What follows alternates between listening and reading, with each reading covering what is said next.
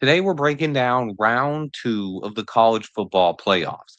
Four playoff games, eight elite teams, and not a single one can afford to get off to a slow start.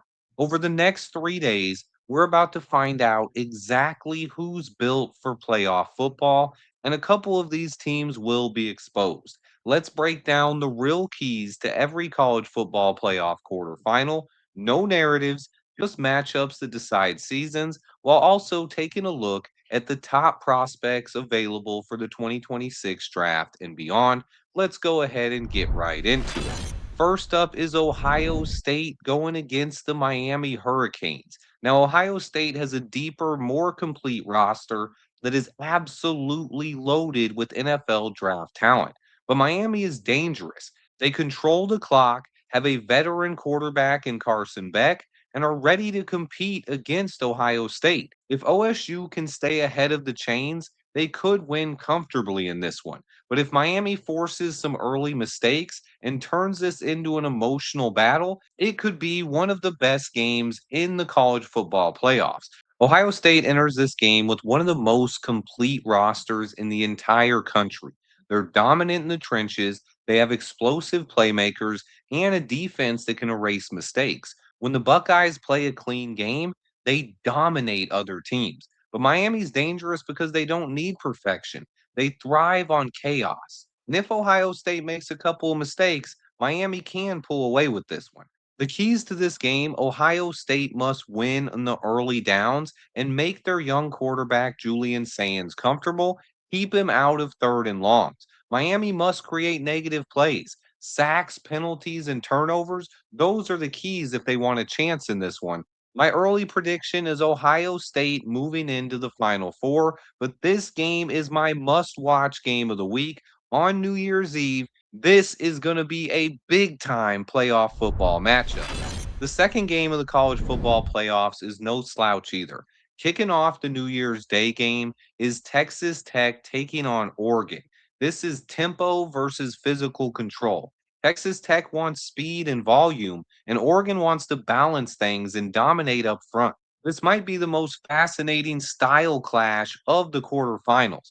Texas Tech is fast and spaces the field, while Oregon wants the opposite. They just want to own the line of scrimmage, run the ball efficiently, and finish drives with touchdowns instead of field goals. Oregon's offensive balance is the separator here. They can punish you with the run unless you stack the box, but when the safeties do creep up, they can take shots downfield. Texas Tech's defense has improved, but they need this defensive line to be the X factor. David Bailey, Romello Height, and Lee Hunter put together one of the most underrated defensive lines in the country. The key to this game: Texas Tech must force Oregon into third and long situations and put pressure on Dante Moore. If Oregon can dictate the tempo early, they could run away with this one. But if Texas Tech can get into a rhythm, buckle up. This will be an insane game to watch. Early prediction: I would have to side with the Oregon Ducks. Just too much talent on that roster. Then we get to a fun matchup on New Year's Day in the afternoon. Indiana taking on the Alabama Crimson Tide. Now, Indiana's Cinderella story is real here, but Alabama has set the standard in the college football playoffs and have as many appearances as anyone. Indiana needs to stay clean and play disciplined football and keep this game close, because if they fall behind early, Alabama has the potential to suffocate them. Now, when you look at the Hoosiers, their season has already defied expectations. Quarterback Fernando Mendoza is the Heisman Trophy winner, but now comes the hardest step: proving it wasn't a fluke and that they deserve to be here. Alabama doesn't beat themselves. They tackle, they adjust their game plans, and they punish teams for making a mistake. What makes this matchup so intriguing is Indiana's discipline.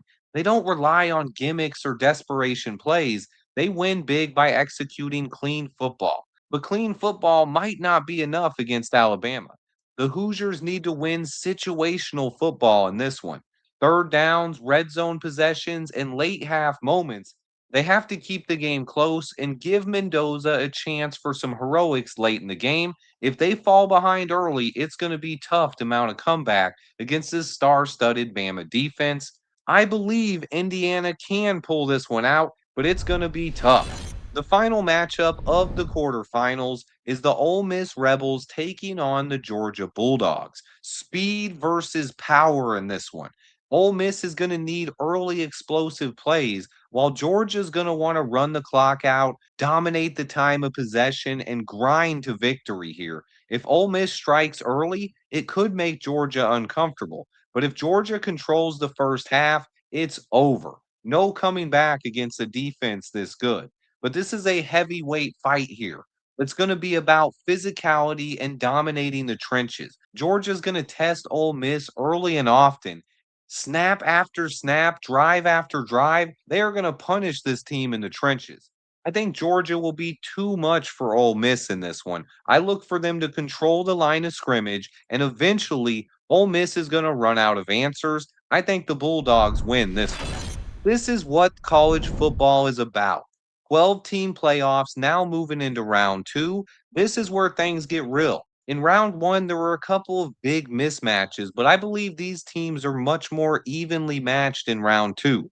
And when it comes to NFL draft prospects, they will be on full display for every single team.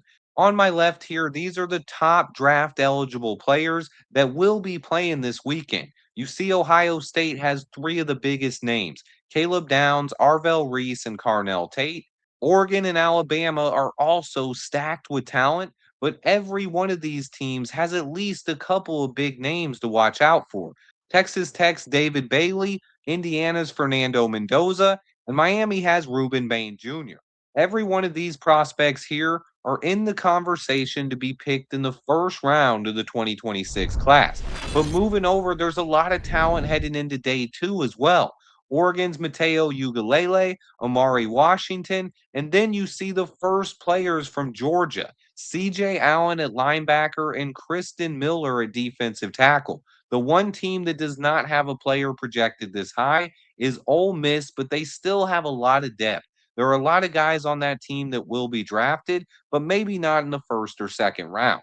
What a way to bring in the new year! College football playoffs. After going 4 for 4 in round one projections, I'm a little bit less confident in round two of the playoffs, but my picks would be Ohio State over Miami, Indiana over Alabama, Oregon over Texas Tech, and Georgia over Ole Miss.